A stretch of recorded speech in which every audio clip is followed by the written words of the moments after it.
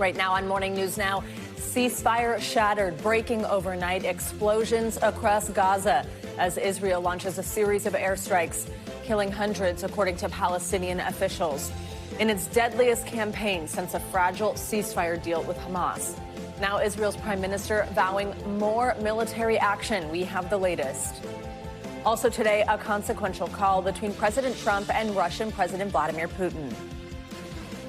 We're getting down to a very critical stage, and we want to get the whole Russia-Ukraine thing done. Plus, the deportation of hundreds of Venezuelan migrants to an El Salvador prison, raising questions about a rarely used, centuries-old law. We have team coverage. And change of plans. Canadians canceling trips to the U.S. as President Trump's trade war intensifies. More on the move that could cost the travel industry billions of dollars. And they are heading home this morning. 2 astronauts finally making their way back to Earth after a days-long mission turned into a 9-month stay. We'll bring you an update as they make the long journey home. Despite those months, the best attitudes. They have. And I don't know what we're going to talk about when they land. It's so true. Every day, there's a lot going on in space. I think we'll have plenty to talk about. Good to have you with us this morning. I'm Joe Fryer. And I'm Savannah Sellers. We're going to begin this morning with breaking news out of the Middle East. Overnight, Israel launched a large-scale attack on the Gaza Strip. More than 400 people were killed and hundreds of others injured, according to the health ministry in Hamas-ruled Gaza, including women and children. The attack was ordered by Prime Minister Benjamin Netanyahu and his defense minister, citing what they call a repeated refusal by Hamas to release the hostages. This is the first major attack by Israel in the region since the first phase of the ceasefire deal with Hamas expired earlier this month. For more on this, let's bring in NBC News international correspondent Molly Hunter, who joins us from London. Molly, good morning. So the IDF now telling residents of eastern Gaza to evacuate. Was there any warning prior to this initial attack here? I mean, walk us through how things unfolded overnight. Yeah, Joe, Savannah, good morning to both of you. The residents that our team in Gaza are speaking with say there was no warning, that it was complete surprise. And I can walk you through a little bit of the TikTok from their perspective in Gaza around 2 a.m. in the middle of the night. And we've got to just set the context. We are in the middle of Ramadan. It's the Muslim holy month. So a lot of people, of course, while sleeping in the middle of the night, a lot of people would have been awake as well, kind of preparing that morning meal. So striking people when they were in their homes or sleeping, of course, in the middle of the night around 2 a.m. Aerial strikes were launched in 3 main areas. So in the south, in Khan Yunis, in Deir al-Balah, in the center, and also in the north, in Gaza City. As you mentioned, the death toll has just gone up, more than 400 people now. And the evacuation orders, Joe, that you mentioned, that really strikes fear into the residents of Gaza, that this is the beginning of an expanded military operation. I'm just going to read a little bit from the evacuation orders. It says, for your own safety, move away to the known shelters in western Gaza City, in the city of Khan Yunis, which, of course, I mentioned is in the south. It continued to say that these areas are dangerous combat zones, signaling certainly a possible expansion of military assault. Molly, tell us more just about the situation on the ground between this attack, also the fact that aid has been withheld from the Gaza Strip, and then also tell us how Hamas is responding. Yeah, so for the last couple of weeks, as you guys mentioned in your intro, Israel has been withholding life-saving humanitarian aid, food, water. Trucks have been stalled at that border, the Rafah crossing going into Gaza.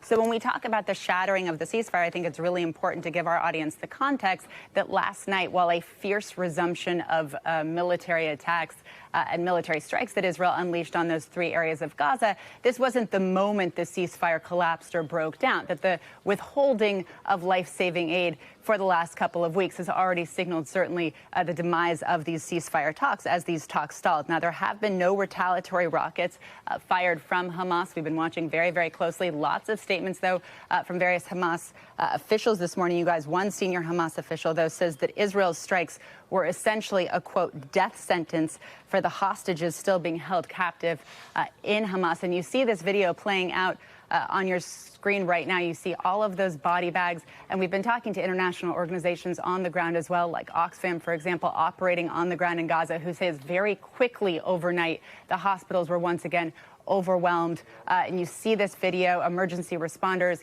trying to get to people who are still under the rubble. Right there, you see people digging.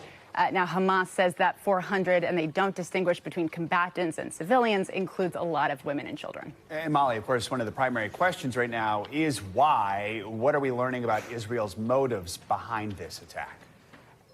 Yeah, Joe, and they're being pretty open about it, to put more pressure on Hamas to release hostages unconditionally, to dismantle the Hamas government, both the military arm and the civilian arm. Prime Minister Netanyahu is under a lot of pressure from his right-wing coalition partners right now.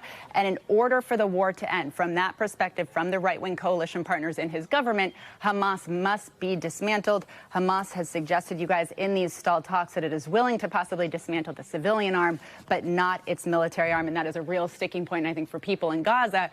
Those talking to our team are really worried that this may be kind of another impasse and that the attacks may just really increase. Molly, families of hostages are responding this morning. I'm going to read part of a statement that we got from them. The greatest fear of the families of the hostages and of the people of Israel have been realized. We must immediately return to a ceasefire. What do we know at this point about the conditions of the remaining hostages in Gaza? It's terrifying, Savannah, and actually we did just get an additional statement from some of the families of hostages that adds to that, and they say, quote, resuming fighting will cost more hostages their lives. Now, we know of the remaining hostages inside Gaza that less than half are believed to be alive, according to the Israeli government. And given that there was no warning, certainly to Hamas or to Gaza civilians of these attacks last night, there's no reason necessarily to believe that these hostages were moved or even had the capability to move to somewhere relatively safer overnight. Savannah, Joe. All right. Molly Hunter. Molly, thank you so much. Well, President Trump is expected to hold a high-stakes telephone call with Russian President Vladimir Putin later this morning, aimed at pausing the war with Ukraine. The White House says it is hoping to convince Putin to accept a 30-day ceasefire proposal, which Kyiv accepted last week. That led the U.S. to lift its restrictions on military aid and intelligence sharing with Ukraine. Speaking from Air Force One over the weekend, President Trump laid out some potential talking points with his Russian counterpart. I think we'll be talking about land. It's a lot of land. It's a lot different than it was before the war, as you know. And we'll be talking about land. We'll be talking about power plants. That's up, it's a big question. But I think we have a lot of it already discussed very much by both sides. You'll ask him. Ukraine and Russia. You'll ask him. We're already talking about that, dividing up certain assets. Joining us now on This is NBC News senior White House correspondent Gabe Gutierrez and our chief foreign correspondent Richard Engel. He's in eastern Ukraine. Good morning to both of you. Thanks for being here, Gabe. I will start with you and just tell us what's expected to be on the table during this phone call between Trump and Putin. Hi there, Savannah. Good morning. Well, the Kremlin is saying that this phone call will take place between 9 and 11 a.m. Eastern time. And as you alluded to, so much is at stake here. What the president said over the weekend is significant, where he's talking about dividing up land. That is something several years ago that would have been unthinkable that Ukraine would have accepted such a deal. But it has really come into focus over the last several days. The Trump administration's overseas envoy, Steve Witkoff, met with Vladimir Putin late last week to try and hammer out a draft agreement. Now, the White House National Security Council says that no commitments have been made, and there are a lot of questions about what land the president is talking about. However, today is 11 years to the day that Russia illegally annexed Crimea. So there are a lot of questions. Will the president perhaps recognize Crimea as officially part of Russia, something the U.S. has not done so far? Also, the Donbass region in eastern Ukraine that has been so disputed since this war began. But certainly a lot of questions about how President Trump, he will agree to, and what Putin will agree to in this call that we're expecting later on this morning. Unclear when we'll get a readout of that call, Savannah and Joe. Richard, let's bring you in here. You have been covering Putin for a very long time. What is the likelihood President Putin will even accept this ceasefire deal? I mean, what is Moscow hoping to get out of this call? Well, I think we've moved very far beyond the ceasefire deal. The goalposts have been extended. As you laid it out, this initially started as a discussion about a 30-day ceasefire that, under duress, under pressure, Ukraine accepted unilaterally. President Zelensky said he's on board with it, that he would stop fighting, he would stop all military activity at land, in the air, at sea, if Russia agreed to do the same. The idea was that this 30-day window would allow the two sides to talk. That's exactly how Marco Rubio, Secretary of State, described it. A 30-day pause, stop the killing. President Trump described it in the same way, so that you could have more opportunities to work on these longer-term discussions, the borders, security arrangements. Now President Trump says that is mostly agreed on. He says that this conversation is about territory. It's about dividing up certain assets. It's about land. It's about power plants. So I don't think it has anything really to do anymore with this 30-day window. That might be part of a larger agreement, but we're talking now about Presidents Trump and Putin effectively dividing up Ukraine, and many Ukrainians feel they are powerless to watch this. And we were just talking to a soldier not long ago, and he's very worried about territorial concessions. Ukrainian troops have been fighting, getting injured, in some cases giving up their lives to hold the front line. And today they could see President Trump and Putin effectively say that the war is over, that the territory that Russia holds, or even more, goes to Russia, and the Ukrainians will be forced to either accept or reject that. Gabe, the president has long claimed that he would be able to secure this truce between Russia and Ukraine. Obviously, there's a huge question at what cost, as Richard just pointed out, when it comes to divvying up land and issues of those types of matters. But how much of a test ultimately will this phone call be just of the president's ability to make a deal like this, and how confident is he sounding at this point? Well, critics of the administration say that President Trump is being led along by Vladimir Putin, who has no intention of making this agreement. But the Trump administration is arguing, as it has now for several weeks, that we are further along in these talks than we were during the Biden administration, and that President Trump has gotten people to the table. However, as Richard pointed out, if the Ukrainians feel powerless in this, someone else that feels powerless is many of our European allies who are looking at this and wondering what other concessions President Trump may give, perhaps easing up on Russian oil sanctions. So a lot of questions about how this moves forward, and whether President Trump ends up giving up more to Vladimir Putin than we were expecting. But again, the Trump administration is arguing that their main goal is to stop the killing. So, Richard, I mean, you mentioned how powerless Ukrainians feel right now. Do we have a feeling of just how skeptical President Zelensky is about this call and about what's taking shape right now? President Zelensky has said repeatedly that President Putin is looking for a way to extend the war. Ukrainians believe that what is happening now is effectively a bait and switch. They were talking about a 30-day ceasefire, and now suddenly they're talking about an end of conflict kind of agreement that President Trump could present to the world as a fait accompli. And President Zelensky has been warning, don't fall for this.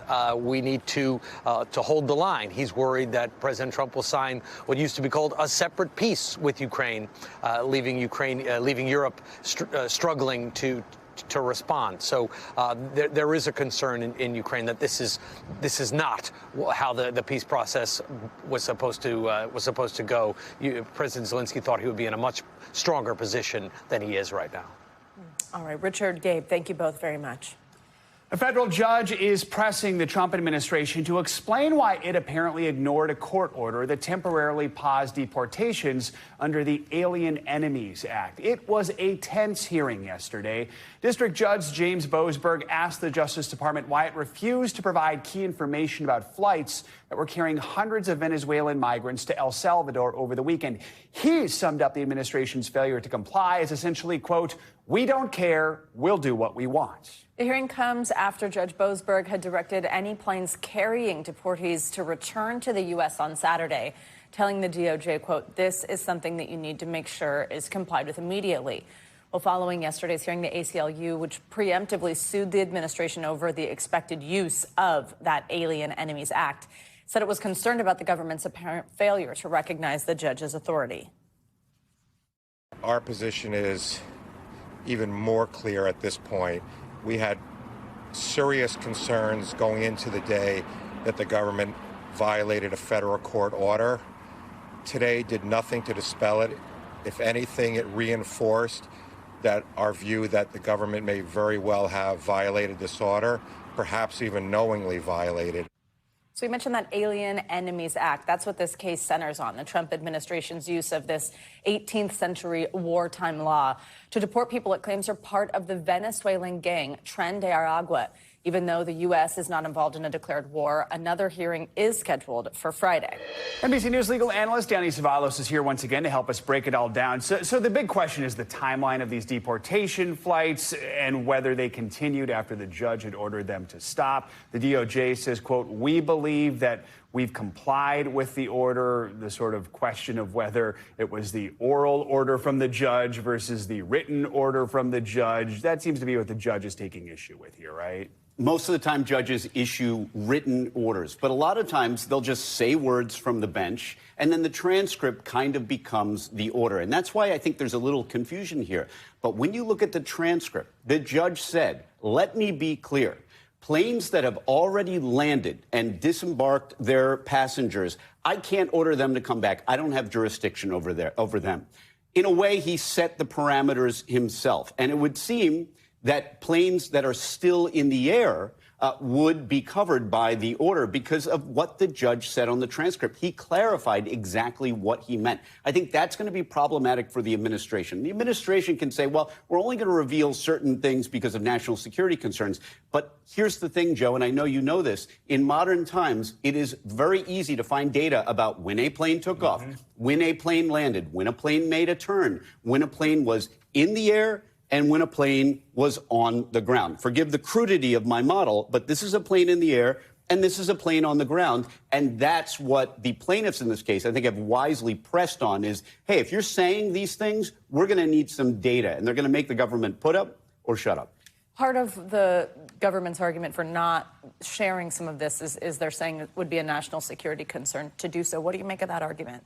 So, as I was saying before, some of this information is already known. If you look at some of the plaintiffs' filings, they already have information about when planes took off and when they landed, whether in El Salvador or other countries. And that is why they're making that point, because when you look at the judge's transcript, it seems to me crystal clear that the judge did define the parameters of what he meant when he said turn the planes around. It wasn't limited to planes that were still in U.S. territory.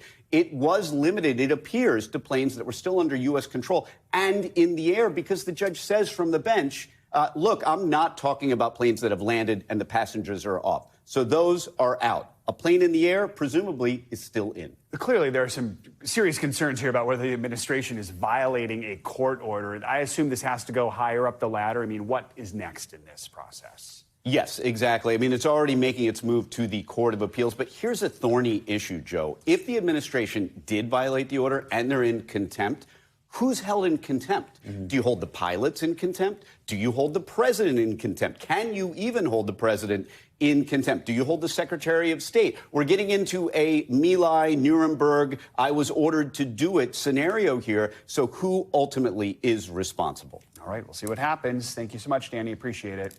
Well, this morning we're getting a look at how President Trump's federal budget cuts could impact school lunches across the country. Now, the USDA cut $1 billion in funding last week. Some of that money was used for the local Food for Schools program that provides free meals to eligible students.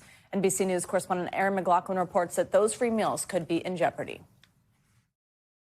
At thousands of schools across the country, deliveries like this one are a lifeline.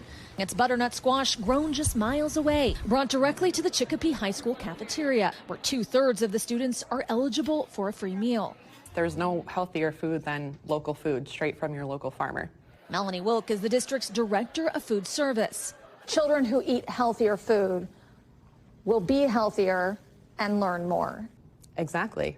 Part of $1 billion in USDA cuts that helped fuel millions of students nationwide with fresh, locally grown food. In Massachusetts, over $12 million slashed. In the letter that we received, it said that the funding no longer effectuates the priorities of the administration. This is the money item. Forcing, Wilk says, items like fresh local meat that are pricier but considered more nutritious onto the chopping block. Is this in jeopardy? This could be in jeopardy. Wilk says that's a serious setback for students like senior Nair Wilson. Do you know of kids that rely on this? This is their one fresh meal for the day? Yes, I know numerous. And what do these cuts mean to them? It means that they're not being taken care of, no one cares, and we're not priority, and local businesses aren't the priority. Giving back is not the priority. NBC News reached out to the USDA and has not heard back. It's not just the students who will lose out. Local farmer Rosendo Santizo says a third of his business could be impacted by recent USDA cuts. Are you worried you're going to lose your farm? I'm like half and a half. An immigrant from Guatemala, now a U.S. citizen, Rosendo worked his way up from farm hand to farm owner. To be a farmer means a lot. So I enjoy to grow food, to feed people. You also feed kids. Yeah, I feel like that's why I came here. Now he fears his American dream is in danger. I'm going to fight really hard to keep my dream alive. So this is a huge setback. It is. But it's not over. No, absolutely not. We're going to feed the kids no matter what. That's the ultimate goal. The kids will get fed. Erin McLaughlin, NBC News, Chicopee, Massachusetts. A new national poll from NBC News shows that the issue of diversity, equity, and inclusion programs, DEI, is an incredibly polarizing one in the U.S. The poll was released just this morning, shows that all registered voters were split down the middle on whether to keep DEI programs or eliminate them, but there were wide gaps when broken down along party and racial lines. NBC News national politics reporter Bridget Bowman joins us now with more on this. Bridget, good to have you with us. So just break down the poll results for us. What were the major findings here? Thanks, Joe. So as you said, we found the country really divided on this issue, split as right down the middle, like you mentioned. And that's in part because voters in both political parties are very polarized on this. They're on completely opposite sides of the issue of the future of DEI programs. We saw an overwhelming share of Republicans, we're talking 85%, say that they should be eliminated. The same share of Democrats say that they should continue, and you see independents here siding with Democrats on this.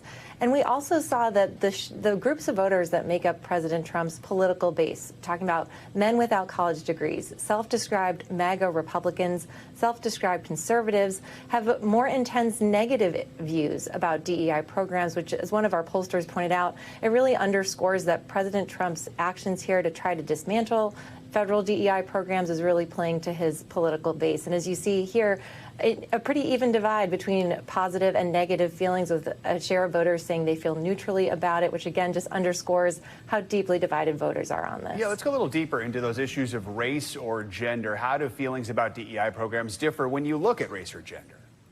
So we saw that white voters are more likely to say that DEI programs should be eliminated. But we did see an exception here when it came to white women with college degrees. They said that these programs should continue. We also saw an overwhelming share of black voters, we're looking at 80% here, say that these programs should continue as well. And we also saw a really interesting gender gap when it comes to young voters, young women versus young men. Young men say that these programs should be eliminated. Women, meanwhile, say that they should continue. And that also emphasizes the political divide. We saw this gender gap among younger voters in the election as well. Yeah, that's a huge reflection of what we saw there in November. What else is contributing to this deep divide in how people feel about these DEI programs? Yeah, so we also asked this broader question of, do you believe that there is too much prejudice in society, that people need to be more respectful, or do you believe that there's too much political correctness and that you have to kind of watch what you say to avoid offending people? And we did find a slight majority said that there's too much political correctness, but again, pretty evenly split here. And again, of course, we did see polarization here as well, with overwhelming shares of Republicans saying there's too much political correctness, overwhelming shares of Democrats on the opposite side saying there's too much prejudice as well. Again, just underscoring that voters in both parties have fundamentally disagree about where society is at on these issues. And that is what's fueling how they feel about DEI. All right, thank you so much for joining us, Bridget. We appreciate it. We're tracking a new set of severe storms that are sweeping the country now. We've got heavy rain and some snow that could be in store for your area. Michelle Grossman is here to tell us the very latest. Hey, Michelle, good morning. Good morning, guys. Yeah, spring is around the corner and comes on Thursday, but we are tracking some snow, feet of snow in some spots, and also rain, like you mentioned, and some gusty winds. Winds could really increase the fire danger in the southern plains. So where you see the blue on the map here, that is where the snow is falling, and it's going to make its way across the country over the next several days. So here's our next storm on the move, our cross-country storm, bringing that snow and wind, and winds will be gusting up to 65 miles per hour in some spots. Today across the Rockies and the northern plains, we could see an isolated severe risk tonight in Iowa and also Nebraska, but that risk increases a bit tomorrow. I'll show you where. Now, as we go towards Wednesday, we're looking at that heavy snow blanketing parts of the upper Midwest, and some of it will be heavy. With the wind blowing, we could see blizzard-like conditions. And then notice ahead of that cold front, you could see some severe storms across the Ohio and Tennessee valleys. We're going to watch that closely tomorrow. That could bring the risk for some tornadoes. We're not expecting what we saw Thursday, Friday, or even Saturday, but still could see a few gusty thunderstorms reaching severe limits. Then by Thursday, that rain tracks across the Ohio Valley and then reaches the East Coast, bringing some heavy rain, especially where you see those bright colors, and also some wind. So wind's going to be a big story as we head across the next couple of days. We have 45 million people under wind alerts. Where you see the purple, that is a high wind warning, and that includes places like Omaha, Pueblo, Dodge City, Albuquerque, down to El Paso. That will increase the fire danger because we will see these winds blowing up to 65 miles per hour in some spots. Even Lubbock, 46 miles per hour, Albuquerque, 48 miles per hour. So really gusty. Along with dry vegetation, dry air, we could see a wildfire outbreak possible. That's going to be a big story today, and one that our weather unit's going to watch very closely. Where you see the pink here, that's an extreme risk, Amarillo, Lubbock, Pecos, and that is even where you see the red area, critical risk. That is the warm side. Then we have the cold side, winter alerts, a blizzard warning 2 days before spring, where you see the purple, Fort Dodge, Omaha, Concordia, and Colby. 12 million impacted by winter alerts. We have winter weather advisories, winter storm watches, also winter storm warnings. Today, again, it will be the Rockies into the northern plains.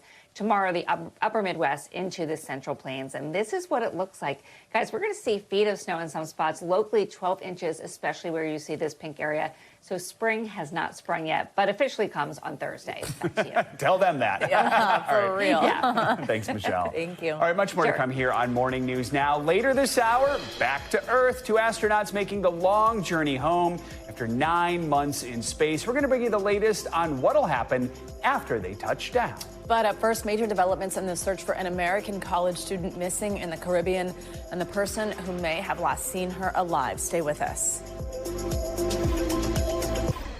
We're back with an update in the case of missing college student Sudiksha Kunaki. Police in the Dominican Republic say her family has asked to declare her dead. Meanwhile, lawyers for the last known person to have seen Kunaki alive, that's Joshua Reeby, they're petitioning for his release, according to a source in the Dominican Republic Attorney General's office. It comes as support for Reeby grows, with people in his hometown speaking out about his character.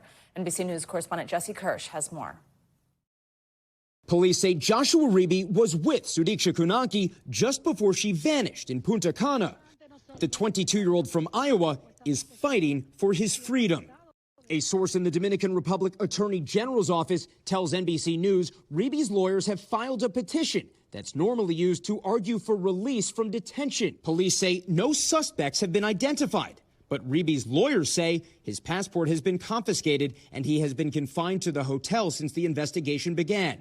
He is permanently escorted by the police anywhere he goes. He is not free to leave. The U.S. State Department would not comment on Reeby's status. We won't discuss a private situation, a private case, certainly when it comes to diplomacy, diplomatic relationships between one country and another. Kunaki, a junior at the University of Pittsburgh, vanished early on the morning of March 6th, soon after she was seen walking with Reeby in a group to the beach. Investigators interviewed Reeby as a witness last week. According to a transcript obtained by NBC News, which we translated from Spanish, he said after a large wave swept them out to sea, he was able to eventually get her back to the shore. But he says he then started vomiting. Later, he says he looked around and didn't see anyone. This weekend, Reeby was back on the beach, this time surveying the area with investigators. Meanwhile, some in Reeby's Iowa hometown are now coming to his defense. He wouldn't even hurt a fly. An anonymous group of friends of Reeby's family, writing in part, the Rock Rapids community stands behind and supports Joshua Reeby and his family. Joshua has an unwavering devotion to his faith and genuine kindness towards others. Our thanks to Jesse Kirsch for that report. Well, Reeby's lawyers have not commented on that specific filing, but the source Jesse mentioned from the Dominican Republic Attorney General's office says Reeby is expected in court later today. Peru is under a state of emergency this morning as a crime wave grips its capital. NBC's Matt Bodner joins us with that and other world headlines. Hey, Matt, good morning. Savannah, Joe, good morning. The killing of a popular singer has thrown Peru into crisis. The president has declared a state of emergency and deployed soldiers to back up police struggling to quell a surge of violence in the nation's capital. Violent killings, extortion, and attacks in public spaces have become all too frequent in recent months. For example, police reported 459 killings since January 1st and almost 2,000 extortion reports in January alone. But the killing of singer Paul Flores on Sunday has people saying enough is enough. Opposition lawmakers are now calling for a vote of no confidence in the nation's interior minister, saying he lacks a proper plan to restore order. Moving along now to North Macedonia, thousands of protesters have taken to the streets of the town of Kočani, demanding justice and a crackdown on corruption following this weekend's tragic nightclub fire that killed 59 people. Many of them were teenagers. As you may recall from our story yesterday, this fire broke out at a makeshift venue that was not licensed for concerts, and safety standards were lax. Protesters believe corruption was responsible for the venue being used in the first place. And we'll wrap up this hour in the Vatican. Another update on the Pope's health overnight. The Vatican press office says his condition remains stable and even shows slight improvement. His oxygen therapy is now less frequent, and at times he can go without it at all. A photo from yesterday, however, showed one of the Pope's hands was swollen. They say this was due to his reduced mobility, but it has already improved today. Another health update is promised for tomorrow. Back to you guys. Good to hear that. Matt Bodner, thank you so much. Coming up, a casualty of the trade war, why President Trump's tariffs could be costing the travel industry billions of dollars. Plus, a soccer superstar stepping away from the game for her mental health. We got your weekly check-in next on Morning News Now. We're back with a look at how the escalating trade war between the U.S. and Canada is pushing travelers to shift their vacation plans away from the U.S. to Mexico and elsewhere.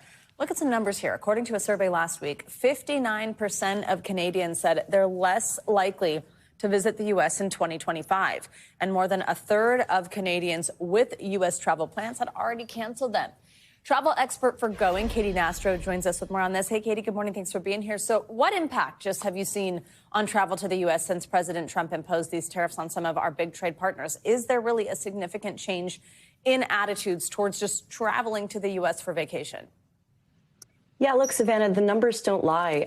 Looking specifically at road travel coming across the border from Canada year over year, starting in January, we have seen that number decrease, as well as key data, a short-term rental data company showing that U.S. vacation rentals bookings from Canadians, especially in leisure destinations like Hawaii and Florida, are also have dropped in bookings, as well as we've even heard of Canadian carriers shifting their marketing. Porter, for example, highlighting destinations such as Mexico, the Caribbean, elsewhere, avoiding sort of marketing the U.S., as well as Air Canada shifting their schedules and really just looking forward and seeing that they are preemptively just identifying that Canadians are looking to go elsewhere, even despite having signaled that they're going to have encouraging bookings for future quarters. So it's a combination of all areas of the travel industry that we're seeing some pullback. Yeah, actually, even in February, the numbers are already showing that there are fewer trips across the border compared to 2024, which I know is something that you're tracking. Where are people going instead? Yeah, again, Canadian tourists are looking at places like Mexico, the Caribbean, Latin America, even promoting domestic tourism within Canada. Destinations that are bypassing, or they're looking at destinations that bypass the U.S. altogether that are easy to get to. Bermuda, for example, is expected to see an increase in Canadian tourism this year specifically as a result. We're also starting to kind of understand the impact that this could potentially have. This is a little startling. The U.S. Travel Association, now they say just a 10% drop actually in Canadian travel to the U.S. could mean more than $2 billion lost in spending and then 14,000 job losses. I mean, how much of a concern is this to the industry? Yeah, it's really an uncertain time, especially since we are just starting to come into our sort of peak seasons. We're in a shoulder season right now, but then the summer months are going to be here before we know it. And that's really where the travel industry thrives. And, with this economic uncertainty, political tensions, it's going to have ripple effects. And we're already seeing a result of that, especially from our friends to the north. Canadians were the top most traveled tourists to the U.S. last year. And so, even that slight pullback that you just mentioned can have bigger impacts than we are sort of feeling just in the travel industry alone. It can really impact our economy. There's been threats for more tariffs here, potentially, including 200% potentially on alcohol from the European Union. Any signs that people from those countries would stay away from the U.S.? Yeah, again, and that's a great question, Savannah. We are in a shoulder season, so to speak, and we haven't quite heard of any pullback from specific European countries for, say, summer bookings. But if tensions continue, and we're already seeing signal from other countries that there's a pullback, this could be sort of a foreshadowing of what's to come for foreign travel to the U.S. Minimally, but it's something to look at. All right, Katie, thank you very much. Time now for our weekly mental health check-in. This week, we're diving into the surprising benefits of anxiety. Research shows that a certain amount of anxiety can actually be useful. Plus, we're exploring the power of nostalgia, because we've got a new study that reveals how people who feel nostalgic tend to have more close friends. Licensed marriage and family therapist Dr. George James joins us now with more on this week's mental health headlines. Dr. James, good to have you with us. So we often think of anxiety as something to overcome or something to eliminate. This one article suggests the right amount of anxiety can actually boost focus, creativity, motivation. So I guess, what is the right amount, and how can people learn to embrace a little anxiety as a tool to do something good? Good morning, Joe. And yes, anxiety actually can be helpful. It's not a bad word, and it's not always a bad thing. It can actually be used to fuel us, to motivate us, to get us to think about whether we're driving, to put two hands on the steering wheel, or whether we have a test coming up that we put in some extra time studying. And so to think about how can we use anxiety to help us, we have to acknowledge that it is a stressful situation. We have to think that it can be beneficial and pay attention to those feelings that you have in your body to now be cautious or preventative or be motivated, but to know that if it gets too overwhelming, that's when you can get some help and support. Dr. James, we also had this story about a professional soccer player. Her name's Sydney LaRoche. She's decided to step away from the game to focus on her mental health. How does her openness about her struggles, and really when any professional athlete who, seems like they're in this place of success and power, how does them revealing something like this help break the stigma around mental health in sports? Oftentimes when we're talking about athletes, we forget how much energy, time, and effort they put in really taking care of their body and their sport, the skills that they put in, the hours that they put into this, that it is a lot of time. So for them to step back, it is really significant, and that we should get to the place, hopefully, where we can see mental health and taking care of our mental health is just as significant as our physical health. So if I had a broken bone, I need time to take care of that. And if I'm overwhelmed by anxiety or depression, I need time to take care of that, and that I can come back. And this is what Sydney has said, that she's going to take care of herself and come back, which is so important. I like that comparison there. I think that's a good way to think about it. All right, Dr. James, recent research suggests individuals who are prone to nostalgia then tend to have more close friends. They put more effort into maintaining those relationships. How do you think this emotional connection to the past actually affects your mental health and your relationship dynamics now, especially as people get older? Yeah, nostalgia is one of those things where we look back and say, oh, that was such a great time, or remember when we did that. And these are folks who really love creating experiences and good moments. And so they're going to want to make sure they're connected to their friends. They're going to have these long-time friendships and connections. And we've seen that a lot of people struggle with loneliness, while this study is saying the people who are nostalgic want to be connected and might not feel lonely. They might feel more happy. They might deal with life more because they can connect with their friends, and they can say, remember that time in college college, or remember that time at my wedding, they want to have those memories and they seek them out and stay connected. And then they can wear 90s clothes, too. So there you go. There you go. Dr. George James, as always, thank you so much. Appreciate your time this morning. Coming up, proof that nothing lasts forever. And we come back, we're going to take you inside the Millennial Mall staple known for its fast fashion, now closing its doors after decades in business. And also, they are heading home. We'll have the latest on 2 astronauts making their journey back to Earth after 9 months stuck in space. This is Morning News Now.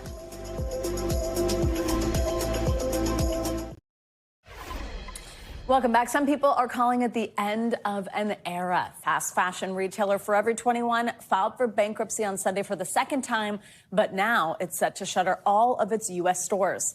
NBC's Brian Chung has all the details. Forever, no more. For 4 decades, Forever 21 prided itself on cheap, trendy clothing. But now, the American fast fashion giant announcing it's filing for bankruptcy and liquidating its assets. Honestly, I think it's gone kind of downhill. The closures come with deep in-store discounts and up to 80% off online. In its bankruptcy filing, the retailer blamed in part fierce competition from Chinese retailers Shein and Temu, which keep prices low with help from a trade exemption that allows them to skirt import taxes and tariffs. Their clothes are at a way lower price than Forever 21. So it made it extremely difficult for Forever 21 to operate. Forever 21, founded in Los Angeles, survived a bankruptcy 5 years ago, restructuring and closing more than 100 stores. Unable to find a buyer for the remaining 350 stores, this new bankruptcy is likely to be the end. Store closures like ones at Forever 21 are happening at a time of concern for the U.S. economy, and the U.S. consumer accounts for about 70% of U.S. economic activity. February figures show a tiny uptick in consumer spending, up 0.2% for retail sales, but below a Dow Jones forecast for a 0.6% rise. Forever 21 joins the likes of Party City and craft store Joann as iconic retailers now going bust. Me, as a teenager, it really was like, let's go to Forever 21. But now I'm almost 30, so I'm like, not Forever 21 anymore. Not Forever 21 anymore. Brian Chung, NBC News, Jersey City, New Jersey. All right, more money news now. Looks like trading app Robinhood is getting into the betting business. CNBC's Silvana now joins us with that and other money news. Hey, Silvana, good morning. Savannah, Joe, good morning to you. Yeah, so Robinhood is getting into the betting business, launching a new prediction market hub in the app. So this will allow people to trade investment contracts on the outcomes of events, such as the upcoming March Madness men's and women's tournaments. So contracts are being made available by a third-party exchange that's regulated by the CFTC. Although that same exchange had been criticized for its election contracts. Meanwhile, PepsiCo is paying nearly $2 billion for a soft drink company that got its start on Shark Tank. The company is buying Poppi, which offers prebiotic drinks with less than 5 grams of sugar per serving. PepsiCo plans to tap into Poppi's marketing as a better-for-you brand to appeal to millennials and Gen Z with healthier products. And, well, getting an Ivy League education could now be within your financial reach. Harvard announcing tuition will be free for students from families with an annual income of $200,000 or less starting this fall. Now, the new plan will allow more than 80% of U.S. families to qualify for financial aid from the school and expand Harvard's commitment to providing undergrads with the resources they need to enroll and graduate. Students from families that make $100,000 or less will also have their housing, food, health, and other student services covered, guys. Wow. Pretty cool. Now you just got to get into Harvard. That's all. Exactly. That's probably the hardest part. I'm kidding. Savannah, thank you. Thanks. Well, overnight, the 2 astronauts who have been in space for the past 9 months started their journey home. Butch Wilmore and Sunny Williams undocked from the International Space Station early this morning. That means a mission that was originally expected to last just 10 days is finally set to come to an end. If everything goes to plan, their SpaceX capsule will splash down off the Florida coast just before 6 p.m. Eastern. For more, let's bring in our good friend Mike Massimino, former NASA astronaut, author of Moonshot, a NASA astronaut's guide to achieving the impossible. Mike, it's been so fun to talk with you about this over the past 10 months, and we're happy to have you with us today. So they actually, astronauts, when they came home, they used to quarantine, right, after they splashed down. Is that the case, or are they going to be able to see their families right away? Savannah, no, not at all. That quarantine was when the first crews came back from the moon. They weren't sure if there was any sort of bacteria or something that they would get on the moon and bring back to Earth with them. So that was, in fact, there's only the first couple crews that went to the moon. After the first couple crews, they stopped doing that. So no, you don't quarantine when you come back. You quarantine before you go to space, so you don't bring germs to space.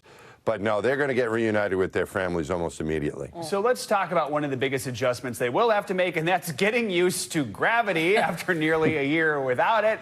What's that process going to look like? How long until they are, back to normal and walking like the rest of us? Yeah, Joe, it's going to take a little while. Well, not that long. It's a couple days for them to get used to gravity as far as their balance goes. That's the first thing you notice, because when we walk around on Earth and drive a car, ride a bicycle, do those things, we're able to do that because our vestibular system helps us to balance and to judge where we are, and works with our vision so we can accomplish things that require coordination. There's no gravity in space where they were on the space station, so their vestibular system, their balance system was not working.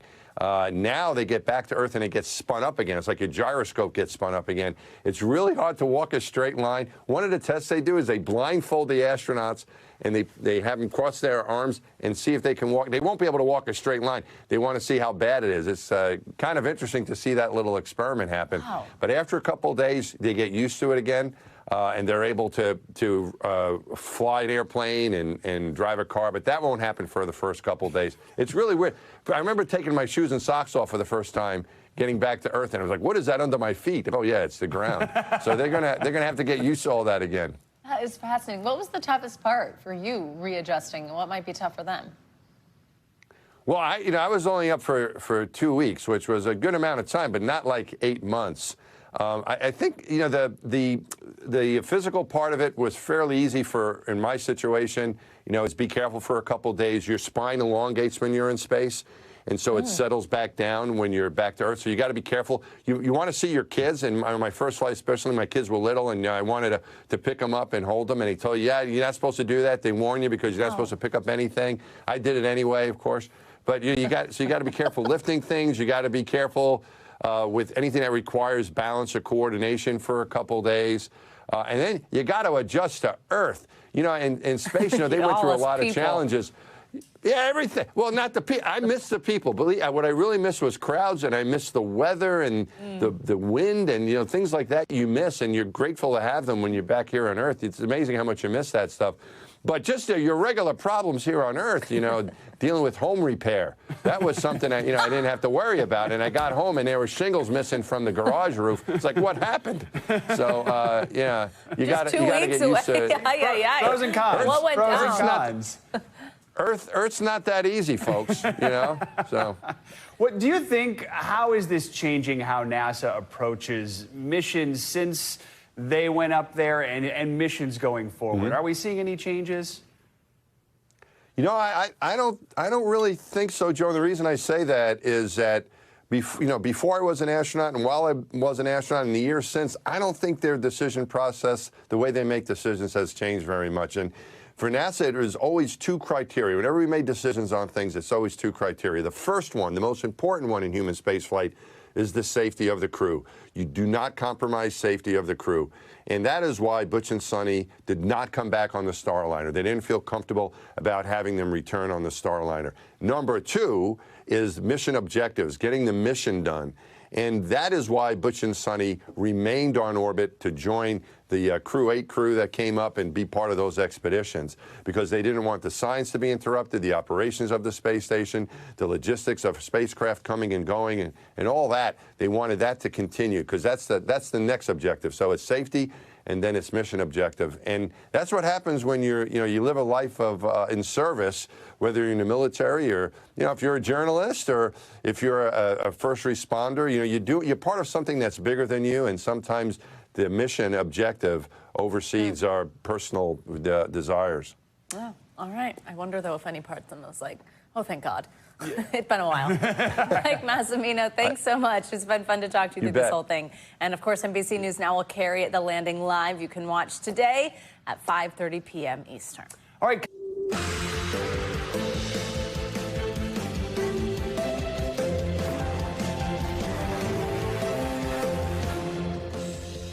Good morning, and thanks for joining us on this Tuesday. I'm Savannah Sellers. I'm Joe Fryer. Right now on Morning News Now, deadly force breaking overnight.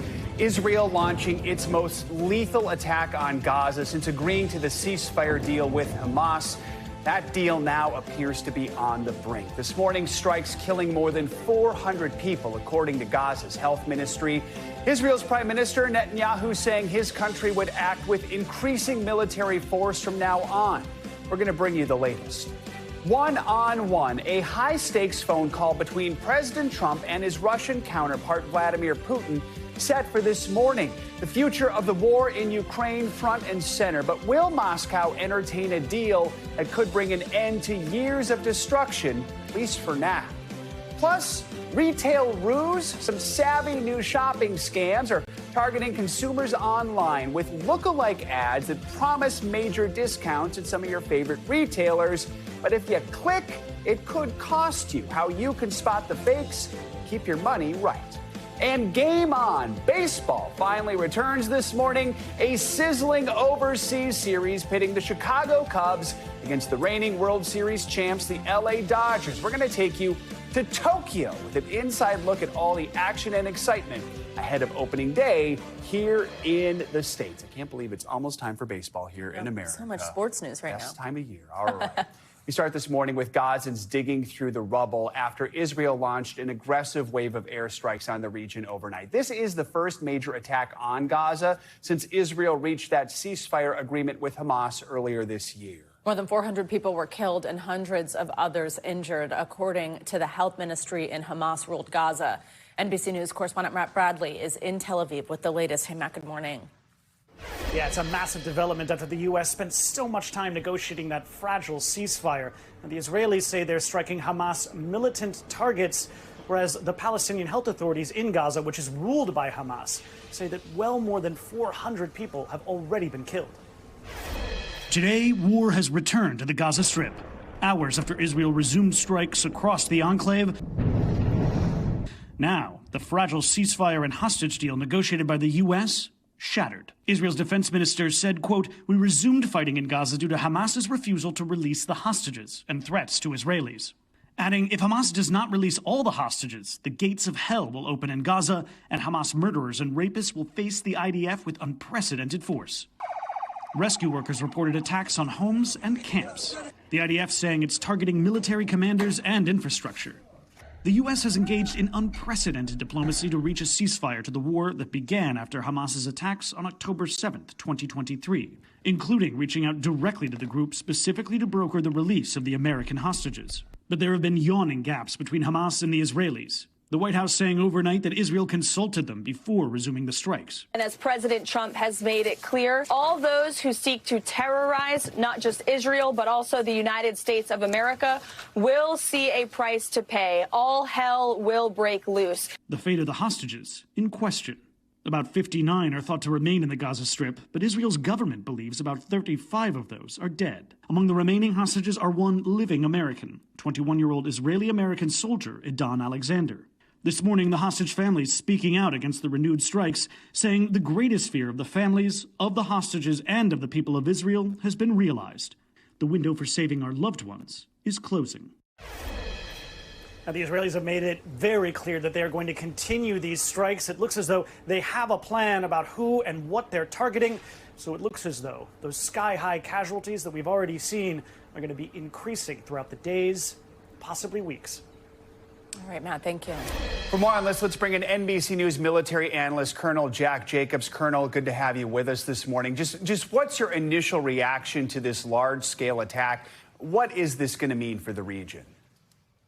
Well, a ceasefire was always fragile from the very beginning, and a lot of it depended on how both sides were going to react and act. And Israel was always concerned about the fact that that Hamas would use the remaining hostages, even the bodies of hostages, as bargaining chips to remain in power. Israel wants Hamas gone, does not want it to control Gaza at all. And so that's a very big stumbling point for everybody concerned. There's a lot going on here as well. We have to keep in mind that this all occurs while the United States is attacking the Houthis. And we have to keep in mind that both Hamas and the Houthis are clients of Iran, and a lot of all of this is predicated upon squeezing Iran to make sure that they don't increase their influence in the region, and second, that they quit working on nuclear weapons. So there's a lot going on here, but this ceasefire has always been fragile, and it's less likely over time to be reinstated over a long period of time, Jim. I mean, Colonel, do you think Netanyahu feels emboldened by President Trump's display of aggression against the Houthis over the weekend? Oh, sure he has, and there have probably been conversations between them so that the actions that both countries are taking in the region are coordinated. I don't believe in coincidences. It's too much of a coincidence that the United States has unleashed on the Houthis to try to squeeze them and keep them from stopping shipping in the region and attacking American and Western interests. And the Israelis have attacked Gaza again. But the fact is that that Hamas is using the bodies and the living hostages as bargaining chips. They want to stay in power. Israel does not want Hamas to exist. And so far, there's no conclusion, no decision by anybody of who is going to control Gaza. The Israelis don't want to control. I mean, they'd like to be able to control it, but they don't have either the resources, any of the resources in order to do it. So this is going to remain difficult for quite some time. What is the message these strikes by Israel, by the U.S., are sending to Iran, and what seems to be perhaps the next phase of all this? Well, the United States is going to continue to keep the pressure on Iran. I mean, one of the things we do not want is Iran's continued development of nuclear weapons.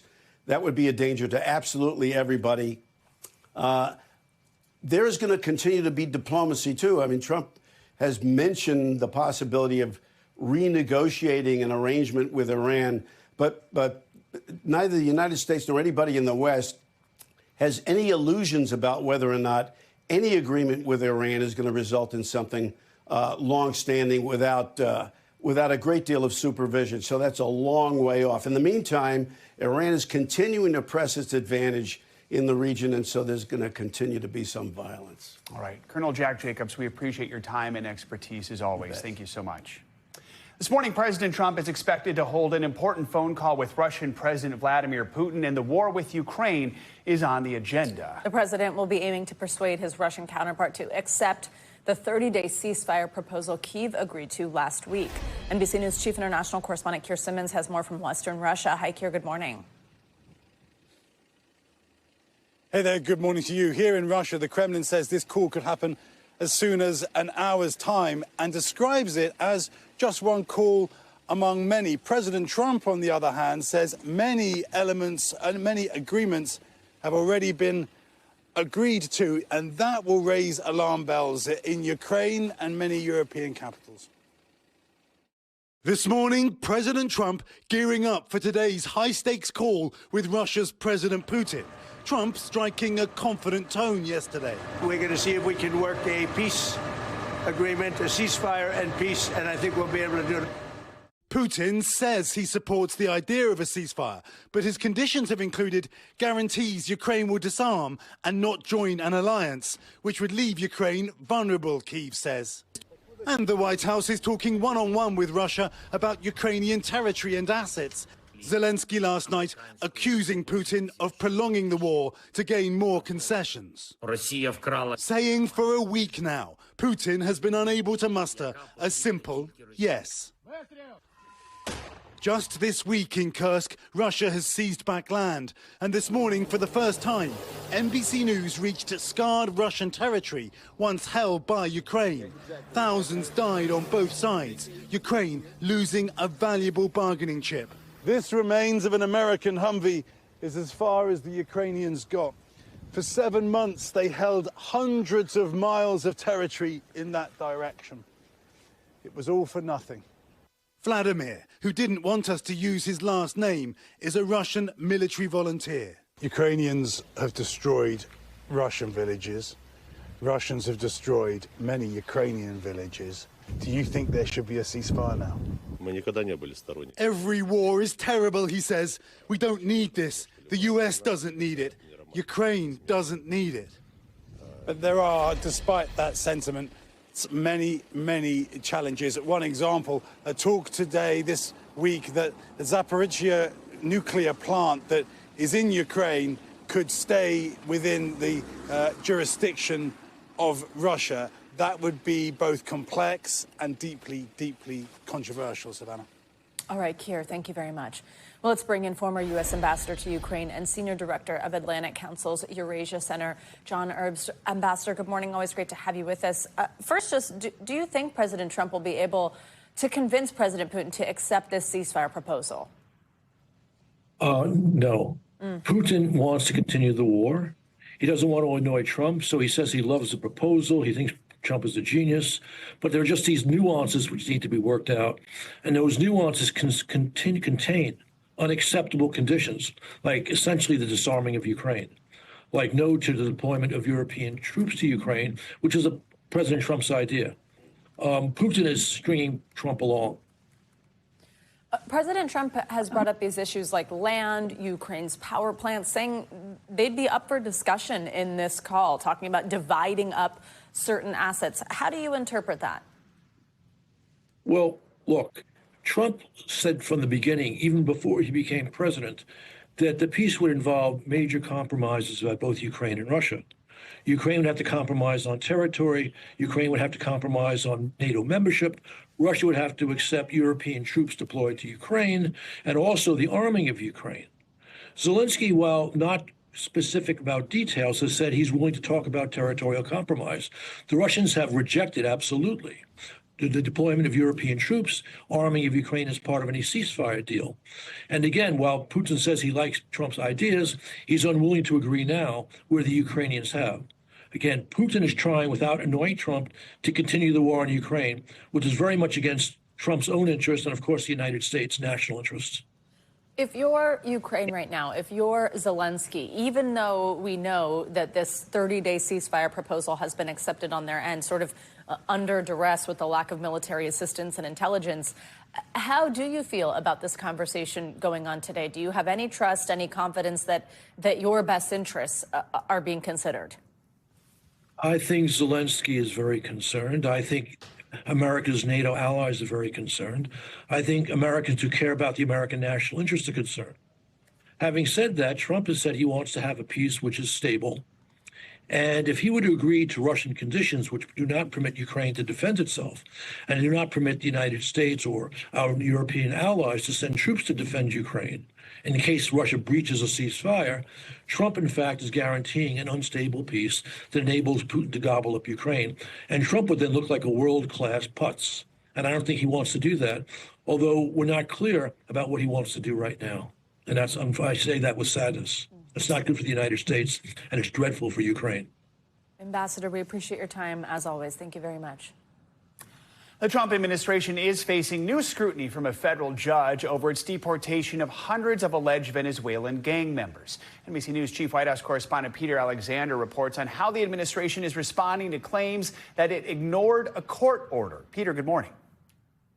Good morning to you guys. The Justice Department has until noon Eastern today to answer key questions about the deportation of migrants to El Salvador without due process. A DOJ lawyer in court stonewalling the federal judge who was demanding answers about how many deportation flights there were and how many were in the air at the time of his ruling. Critics warn the Trump administration is now appearing to intentionally ignore court orders blocking those flights. This morning, the Trump administration's battle with the courts ramping up. We're not stopping. I don't care what the judges think. I don't care what the left thinks. We're coming. With a tense hearing late Monday after the White House's decision to deport more than 130 alleged gang members from Venezuela to a prison in El Salvador over the weekend, despite a judicial order to halt the flights. A judge ordering first in a verbal order, then in a written one, that the flight should not leave the White House arguing the planes had already taken off. All of the planes that were subject to the written order, the judge's written order, took off before the order was entered in the courtroom. The White House is claiming authority for the deportations under an obscure wartime law known as the Alien Enemies Act of 1798, not used since World War II. In the hearing, the judge rebuked a Justice Department lawyer for refusing to answer key questions about the flights, summarizing the administration's position as, quote, "We don't care, we'll do what we want." The DOJ lawyer citing national security concerns for his refusal to answer specific questions about the flights. The president asked if the White House had violated the judge's orders over the weekend. You have to speak to the lawyers about that. Are you planning to do more deportations? I can tell you this, these were bad people. But his administration on the attack Monday. He didn't know a damn thing. He didn't care about the lives of those officers. He didn't care about the national security of this country. This one federal judge, again, thinks he can control foreign policy for the entire country, and he cannot. Before the hearing, the Justice Department calling for the judge to resign. For now, the White House insisting the flights will continue. Another flight every day. The teams are going to be out there every day. Also this morning, the Secret Service is preparing to comply with President Trump's order abruptly ending protection for former President Biden's adult children, Hunter and Ashley Biden. This is another norm-breaking move. While former presidents and first ladies have lifetime Secret Service protection for their families is at the discretion of the sitting president. And notably, after his election, President Biden did not revoke protection for President Trump's family once Trump first left office. Back to you. All right, Peter, thank you. Well, there has been a heartbreaking development in the search for missing University of Pittsburgh student Sudiksha Kunaki. Police say her family is now asking authorities in the Dominican Republic to declare her dead, nearly 2 weeks after she disappeared while on spring break. This comes as the last person to see her is expected in court today. Here's NBC News correspondent Jesse Kirsch with the latest. More than 12 days after Sudiksha Kunaki vanished from a Punta Cana spring break trip, hopes of finding the University of Pittsburgh junior alive appear to be fading. Overnight, the Dominican Republic's National Police telling NBC News the 20-year-old's family sent them a letter Monday requesting they officially declare her death. The Kunaki family has not responded to our requests for comment. Just before Kunaki went missing early March 6th, she was seen walking with Joshua Reeby at this Dominican Republic resort. Her disappearance sparking a massive search that put Reeby at the center of a multinational investigation. The 22-year-old Iowa man expected in court later today. A source in the Dominican Republic Attorney General's office telling NBC News Reeby's lawyers have filed a habeas corpus petition, which is normally used to push for someone's release from detention. Is this going to be a day of revelation? It definitely could be. The authorities in the Dominican Republic are going to have to explain why exactly they're detaining him. And if they want to continue to detain him longer, they're certainly going to have to justify that in some way. Police have said no suspects have been identified in Kunaki's disappearance. But Reeby's lawyers allege his passport was confiscated, with police following him anywhere he goes. On Monday, the U.S. State Department would not comment on his status. When it comes to diplomatic efforts, whether they exist or not, the nature of legal frameworks for individuals, the privacy issues involved, that's not something I can get into any detail about. As this Caribbean drama continues, more than 2,000 miles away, some in Reeby's hometown of Rock Rapids, Iowa, are coming to his defense. Breaks my heart. I know it breaks a lot of people's hearts because he's a kind kid. Our thanks to Jesse Kirsch for that report. Well, the FBI put out a warning yesterday urging spring break tourists to know what the risks are when traveling abroad. Now, the advisory does not specifically mention the Dominican Republic, but it says to avoid traveling alone, especially after dark, and to avoid areas that may put your personal safety at risk. Closer to home, crews in Central Texas say they are finally getting the upper hand on a fire that has already burned nearly 10,000 acres. Yeah, the so-called crabapple fire prompted evacuations as it grew on Monday. However, crews say they are making good progress getting the fire contained, but they are concerned about flare-ups fueled by the gusty winds in the area. One firefighter suffered minor injuries when he was hit by a falling branch while he was fighting the fire. Officials say the fire has destroyed at least 9 homes and 20 other structures. To your forecast now with meteorologist Michelle Grossman. It's time for that Morning News Now weather. Hey, Michelle.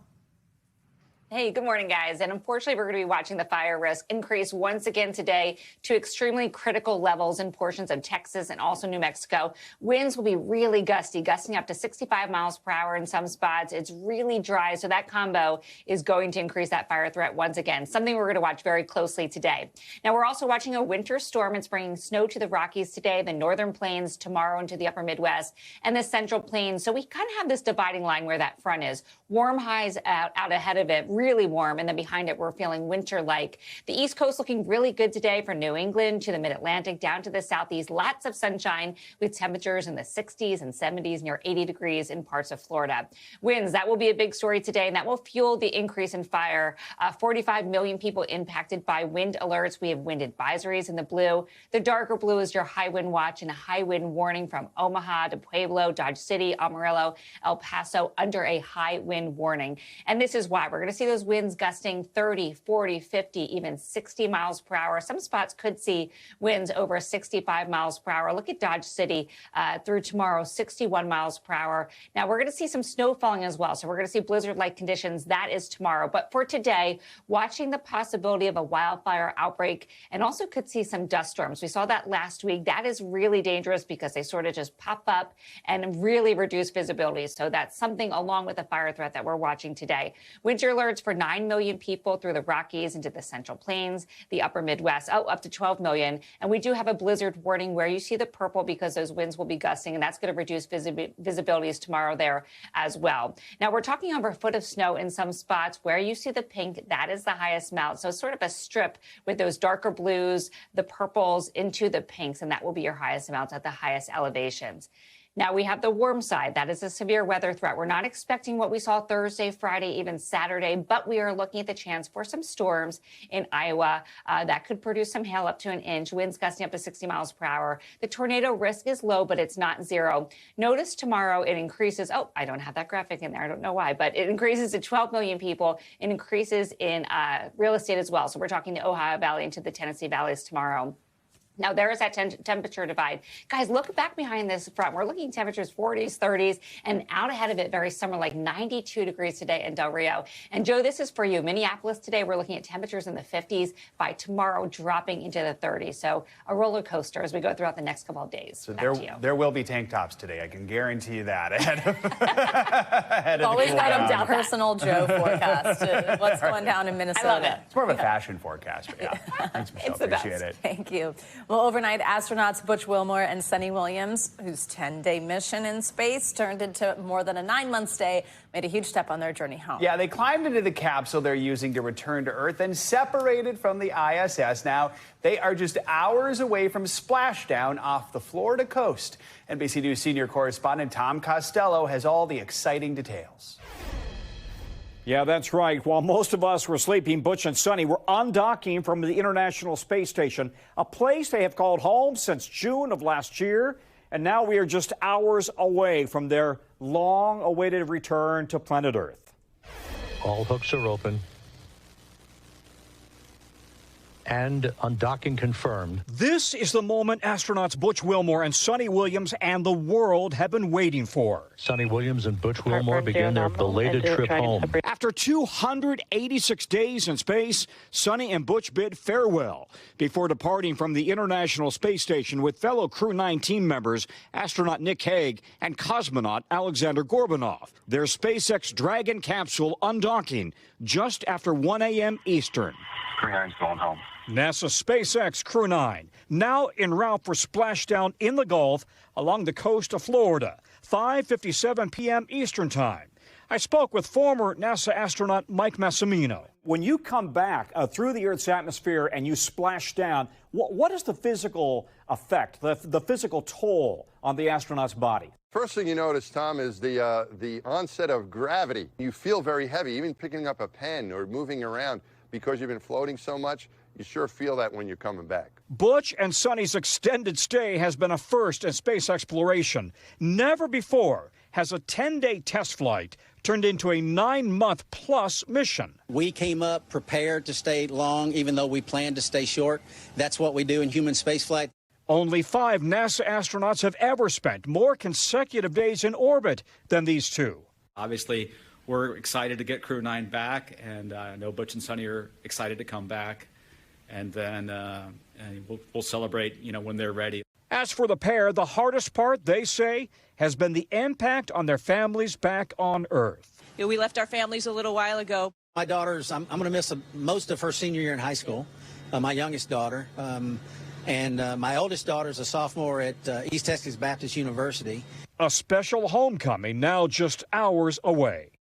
So once they're back on terra firma, they're likely to experience some aches and some pains. Some astronauts experience dizziness and headaches and motion sickness, feeling off balance and nauseated until their ear's vestibular system can readjust to gravity. Some have also reported vision problems at first as their eyes change shape in space. But after a quick medical evaluation on the ship, they'll get a very thorough workover once they are actually in Houston, and they should be fine in a few days. Again, splashdown just before 6 p.m. Eastern time. Back to you. All right, very exciting. Tom Costello, thank you so much. And NBC News Now will carry that landing live. That's today at 5:30 p.m. Eastern. All right, more to come on this hour of Morning News Now. A little later, we're digging into where Prince Harry fits into America's fiery debate over immigration policies. First, though, when we come back, terrifying accusations of assault in one of the most remote parts of the world.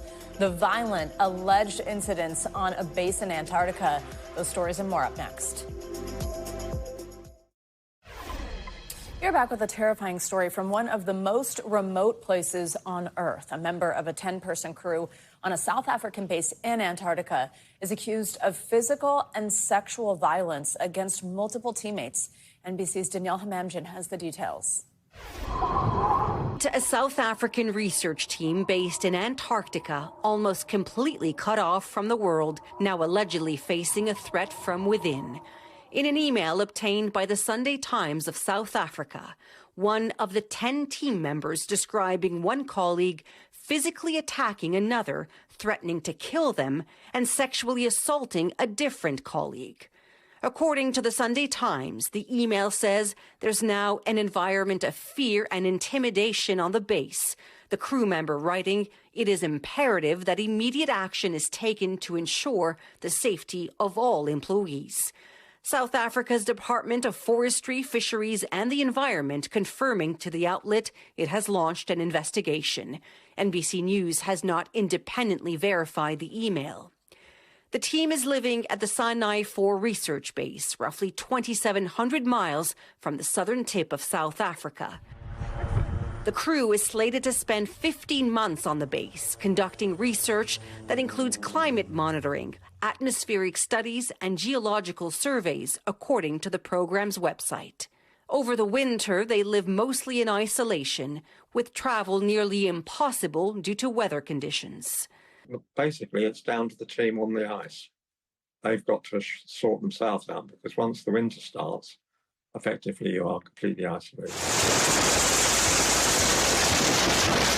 Antarctica is the coldest place on Earth, reaching more than 120 degrees below zero, with winds that can top 115 miles per hour. The weather is not the big issue, because you dress for the weather, so you have the right clothing. So the environment isn't really what you're faced with. It's the isolation and the need to get on with the people you're wintering with. In recent years, sexual violence on the continent has come into sharper focus, with a study from the National Science Foundation finding nearly 6 in 10 women experienced harassment or assault during their time on the continent. Now fears growing for another team facing more than just the frozen hellscape at the ends of the earth. Danielle Hamamdjian, NBC News. Prince Harry is finding himself entangled in the U.S. immigration debate. Yeah, a federal judge has ordered the release of the Duke of Sussex's immigration records by the end of today, amid allegations that he might not have disclosed drug use on his visa application. NBC News correspondent Emily Aketa is here with the latest. Hey, Emily, good morning. Hey, guys, good morning. So at the center of this controversy is Prince Harry's revealing memoir, Spare, that in part details his drug use as a young man. Well, now a conservative think tank is demanding to know if that drug use was honestly reflected in his visa application before he moved here to the U.S. 5 years after moving to the United States, Britain's Prince Harry finding himself at the center of the heated immigration debate. His partially redacted immigration records are expected to be unsealed today, something the conservative Heritage Foundation has been fighting for, to learn whether the Duke was properly vetted prior to or during admission into the United States in light of his admitted drug use. In his 2023 tell-all book, Spare, Harry revealing he had used drugs in the past, including marijuana, psychedelics, and cocaine. I had been doing cocaine around this time. At someone's country house, I was a deeply unhappy 17-year-old boy willing to try almost anything that would alter the status quo. U.S. visa applications ask about current and past drug use and can lead to denial. The Heritage Foundation argues Prince Harry's immigration records could show either the U.S. government gave him preferential treatment or that the Duke may have lied altogether. Just how unusual of a situation is this? It's very unusual for a court to even consider releasing these kinds of immigration records. The only reason that Prince Harry is going to have some of it released is because he's a public figure. Last year, candidate Trump said Prince Harry should not receive preferential treatment. And if he lied, he'll have to take appropriate action. But last month, President Trump told the New York Post he won't seek to remove Prince Harry from the country, saying, "I'll leave him alone. He's got enough problems with his wife. She's terrible," referring to Meghan Markle, who's been an outspoken critic of the president. The Duke and Duchess of Sussex moved to the West Coast after stepping away from the royal family in 2020, amid tensions with the institution and an onslaught of negative press. They've planted roots with their 2 young children in Montecito, California, with Meghan sharing a look at the idyllic coastal town in her new Netflix series, With Love, Meghan. I'm going to share some little tips and tricks. As Prince Harry's future in his adopted country is called into question. So we still don't know what type of visa Prince Harry is here on, and legal experts say that matters because some, like diplomatic visas, are subject to less scrutiny. We reached out to Prince Harry's team and the Department of Homeland Security for comment, but have not heard back, guys. So something to watch. Definitely. All right, Jinx, thanks, Emily. All right, coming up, we are watching your wallet on this Tuesday morning with a candid conversation about, well, money. And sadly, this is something that can weigh on a lot of our minds, even sometimes impact our mental health. So how can you improve your relationship with your finances? That's up next.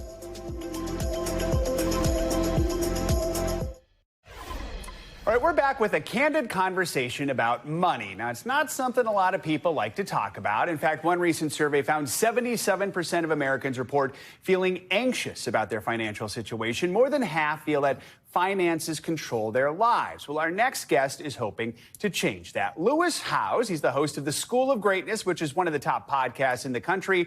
And today, his new book hits store shelves. It's called Make Money Easy. Now, if you know Lewis's story, you know early in his life, money was not easy for him. It was hard. An up-and-coming football star. He was injured. He was broke. He was living on his sister's couch. That's about as low as it gets. So this is an issue he knows well, and Lewis is here to talk more about what he has learned over the last couple decades. Good to have you with us. Congrats on the book. I'm a big fan of yours, so I'm excited to talk with you about this. Thank you very much.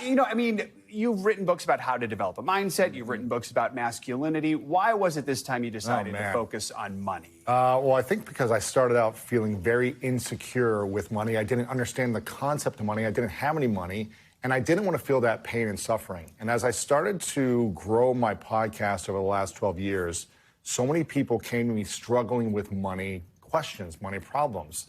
And as I was learning about how to manage money as I started to make it, I realized there were more problems that were under the surface, and I wanted to figure out how to navigate those issues. You say money comes to people when they're ready for it. I think most people would say, oh, I'm ready for money now, but they're not. I mean, talk about how you know you are ready and how you get to that. When I was broke on my sister's couch, I had a mentor who told me that line, and I said, I could really use some money right now. But looking back a few years later, as I started to make it, I realized I wasn't emotionally ready to receive money. I would have spent it. I would have blown it. I would have gone into debt. And so I would have sabotaged my life having money before I was ready for it. And really what we need to be learning about is how to be able to emotionally receive money and navigate it and feel safe. Now, it may seem a little weird on this show because maybe we don't talk about energy and things like that. But when I started to feel more emotionally safe and believing that I was worthy of receiving more and able to steward the money, that's when more money started to come to me without the money problems on top of it. So your mindset book was kind of like a prelude to this, Yes. I feel like, in a lot of ways. Your book lays out 3 critical steps to improve your relationship with money. It starts with knowing your money story. Talk about what that means. You know, there was a lot of different moments that I had growing up where I had these kind of deeper insecurities or wounds around money. I stole things as a kid, people stole things from me, and it created these kind of micro memories around trauma around money. Therefore, I didn't feel emotionally safe with money as I got older. And until I started to kind of navigate and process those things, then I was able to be more ready for more financial abundance. You say when you receive money, you should actually thank it. Thank the money. Thank the is money. that what you mean? Literally say thank you, money, or talk about it? Because some people might be uncomfortable with that. Yeah, this is kind of weird, right? It's like, okay, money comes to you and you say thank it. I think we need to start looking at money like it's a relationship. So if money walked in the door and it was a person, how would it make you feel? Would you thank it? Would you be grateful? Would you be, hey, get away from me? How would you react to money if it walked in the door? And when you can start to just look at money and have a deeper relationship with it in terms of a healthy relationship, and say, hey, I found a penny. Thank you for coming into my life. Here's $1 million. Thank you. And then directing it and say, where do you want to go? Most people are clueless of where money should go. They spend it, they blow it, they give it away. They're not clear. So thank your money, be grateful for it, and you'll have a better relationship with it. Do you still do that? I do it, yeah. I found a penny this morning and I said, thank you for coming to my life. You want to attract more money in your life, you have to create a healthier relationship with it. If you don't thank it, why would it want to come to you? Again, it may be a little weird talking about this, but it's a mindset shift. I want to ask you, we only have like 30 seconds left here, but you started doing podcasting like 12 years ago when I think a lot of people thought, this is just radio. What are you doing here? And obviously, you had the last laugh. Because why is it that podcasting has become such a successful format? I think you can be so real and raw with individuals. You can be your most authentic, honest self, and you can go long form with people. And I think that is a shift that people are looking for. They're looking for on demand. They're looking for access whenever they want to listen to it. And you can really build something special in podcasting. So we got a lot in this 4-minute conversation here. Lewis Howes, great to have you on. Congratulations. The book is called Make Money Easy. It is out today. And of course, the podcast is called The School of Greatness. We appreciate having you on. Good luck with everything. Thank you very much. All right. We have an NBC News exclusive this morning. In the wake of the LA wildfires, a California lawmaker is introducing new legislation. It's aimed at saving pets that are left behind during natural disasters. The bill is inspired by the viral video of Oreo the dog. You might remember this. The owner spent days trying to find him after his home was burned down in the Palisades fire. NBC's Liz Kreutz was there for their emotional reunion. Joins us now with the first look at this new legislation. Liz, good morning. Hey, Joe, good morning. Yeah, that video struck a chord with so many people, especially pet owners who could only relate to the elation that Casey Colvin felt when finally reuniting with his dog Oreo. Well, now a state lawmaker has written a new bill called the Found Act, named after Oreo, that he tells us could help so many more people reunite with their pets. Oh, honey! Oh, honey! Oh, my God, you're alive! It's one of the most memorable moments from the Los Angeles fires. Casey Colvin finding his beloved Pomeranian Oreo, who had been lost in the rubble of the Palisades fire for days. Did you imagine that your video, your story would go so viral? I never expected anyone to be so famous so fast. Millions around the world moved by that heartwarming reunion. So much so, it's now inspiring a new push for change and a proposed California law shared first with NBC News aimed at helping better save animals left behind during natural disasters. To many people, their pets are parts of their family. But one of the things that we realized is that cities and towns don't really have procedures to help people reunite with their pets. Los Angeles Assemblymember Rick Chavez-Zabur has authored the Found Act, Friends of Oreo Uniting During Disasters, which he says will require cities update their emergency plans to allow evacuees or a designated representative to be escorted into an evacuation area to safely retrieve their pet, and create better systems like a hotline to help residents find their missing animals. Animal rights advocate Judy Mancuso says this bill would be the first of its kind. Do you have any sense of how many animals and pets may have been left behind from these fires? I think it's a devastating number. It's definitely thousands. People weren't home. People were out of state. They had pet sitters that couldn't get there in time. That's what happened with Casey, who was at work when the fire began. We first met him while pleading to get past a roadblock to save his dogs, Tika Tika and Oreo. I literally rescued them off the street. They deserve better than this. I'm so sorry. I'm so sorry. How do I get to my house? A firefighter was able to save Tika Tika, but Oreo ran away, sparking a days-long search before the viral reunion. You're alive! While his home burned down, Casey feels lucky. I have such survivor's guilt. And is now using his small dog to lead a bigger call to action. We're trying to use the moment that we have to help other people. Now, Assembly member Zabur says the bill may also help keep people safe by preventing them from sneaking into dangerous evacuated areas, which is something we saw often during the LA fires.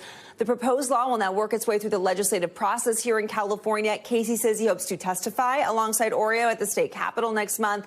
And if it passes, supporters tell us they hope it could be replicated nationwide in other states to help during all kinds of natural disasters. Joe. It's a huge issue when these disasters strike. All right, Liz, thank you so much.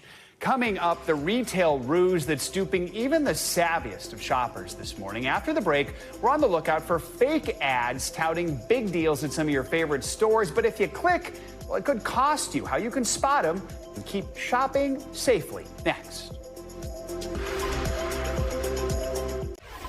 We're back now with a warning about a shopping scam that's gaining traction on social media. Fake ads are promising deep discounts at popular retailers, but clicking on one may land you in a retail ruse. NBC News Now anchor, chief consumer investigative correspondent Vicki Nguyen is here with more on what you need to know. Vicki, good morning. Good morning, man. They are getting really sophisticated with these sites, Joe. Good morning to you.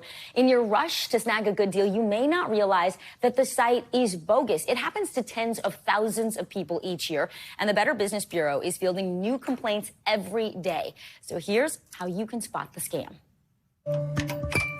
Shopping online, becoming one of America's favorite pastimes. Click to buy, and a package is on your doorstep in days. Americans spending more than $1 trillion online just last year. I was scrolling through and I said, oh, look at this, Old Navy. And it's especially tempting when you see a great sale. That's what happened to Carol Taylor in December when she stopped her scrolling and tapped on what she thought was an ad for $3 Old Navy pajamas. How much money did you spend on this site, and did you get anything? No, what I thought was $30 worth of, that's all I ordered. And I never got a thing back, nothing. No refund at all. Her order, some sweaters, wallets, and pants, still hadn't arrived a month later. So she tried to get a refund, and she says the company offered her 60% of what she paid. So now I'm like, this whole thing's a scam because no reputable company is going to ask you for 60% of your money back. How realistic does the website look? Does it look like the Old Navy website? Definitely. Old Navy hasn't responded to our request for comment. That website is now down, but there are many other imposter websites. This one posing as J. Crew. It has the logo and pictures of actual items.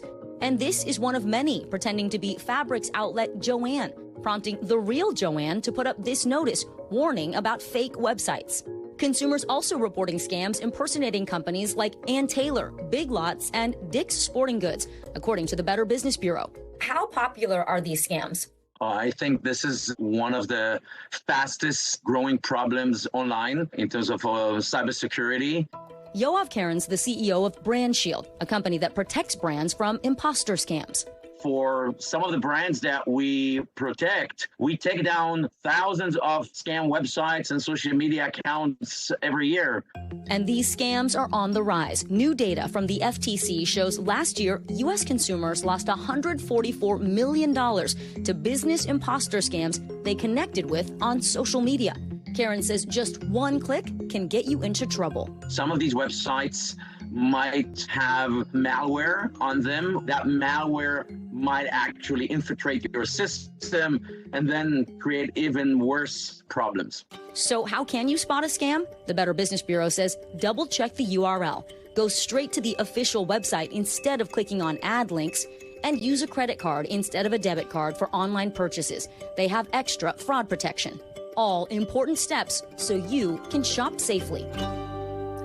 And also pay attention to the information that site is asking for. If it's telling you to put in your social security number, that is a huge red flag. Now, if you get caught up in one of these scams, report it to the FTC and the Better Business Bureau. Contest the charge with your credit card company so you can get your money back.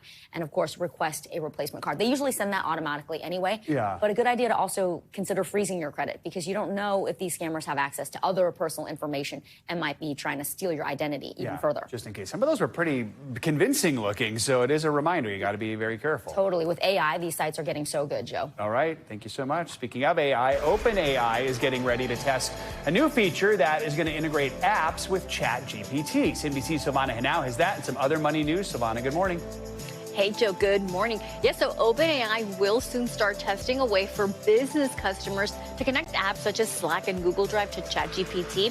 So TechCrunch says the feature called Connectors will let subscribers link workspace accounts to ChatGPT, which will answer questions based on files, on presentations, on spreadsheets, and Slack conversations. OpenAI plans to expand connectors to other platforms such as Microsoft SharePoint and Box in the future. Zoom's AI companion is getting an upgrade later this month, which will allow it to identify and perform tasks for users. So you'll be able to access the feature in a new tab where you can have Zoom's AI schedule, follow-up meetings, generate documents from those meetings, and create video clips. Zoom is also rolling out Live Notes in May, which will generate real-time summaries during meetings and phone calls. And Frontier Airlines is trying to capitalize on the recent backlash against Southwest after it announced it's getting rid of its free check-bag policy. Frontier unveiling a new summer promotion. All bookings for nonstop travel through mid-August will get a free carry-on bag, seat selection, and flight changes as part of an economy bundle. Frontier also says customers can get a free checked bag for flights between May 28th and August 18th with the promo code FREEBAG, although you do have to book by March 24th, Joe. I've got a Southwest flight in April, so I'm sliding in just in time. All right, Silvana, thanks so much. Coming up, Game On. Baseball finally back this morning with an overseas showdown in Tokyo. It's the Cubs taking on the World Series champs, the Dodgers, in a season kickoff series that's one to remember. We're going to take you to the ball game next.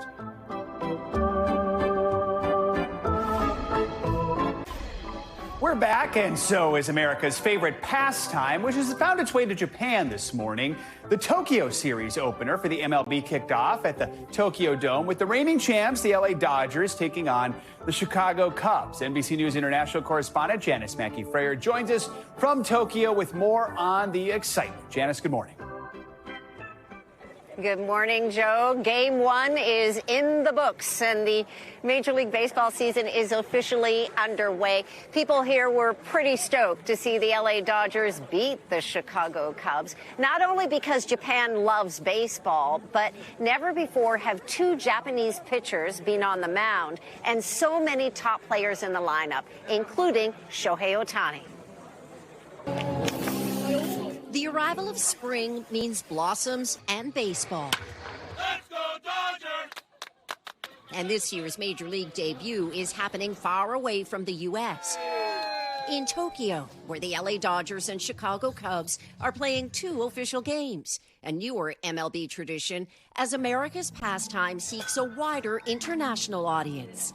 Major League Baseball games have been played here before, but never with so many star players from Japan. The matchup featuring 5 Japanese players, including Shohei Ohtani, whose arrival home was announced on Instagram, a national hero here and Major League Baseball's most marketable global asset. In exhibition play, Ohtani giving fans exactly what they wanted. Even Hall of Famer Ken Griffey Jr. is impressed. He's one of the guys that you stop doing everything you're doing just to see what he's going to do, because it could be that quick. Because Japan has basically adopted the LA Dodgers as its team, tickets for the Tokyo Series sold out fast. A lot of the seats costing more than what some fans paid for a flight from LA. We follow them away out here just to try to get lucky with some tickets. How hard is it to get tickets? Really hard, an arm and a leg. An arm and a leg. The league set up a fan experience center at the city's tallest tower so more people could enjoy the moment. My life is baseball. Your life is baseball. Yeah. With hot dogs, mascots, World Series hardware, and even batting cages. Not bad. For Rento Sato, who's 14, all this Ohtani buzz has made it hard to sleep. So I guess we don't need to ask who is your favorite player. When I see him, I'm always amazed, he says. I really respect him. He's so cool. The regular season gets underway in the U.S. later in the month. So a good time to mention that in exhibition play over the weekend, a Japanese pro team beat both the Dodgers and the Cubs. Another sign that Japanese baseball is better than ever and really redefining America's sport as a global game. Joe? Very cool. Janice with the home run swing there. Very impressive. Thank you so much. All right, that is going to do it for this hour. Morning News Now. Stay with us. The news continues right now.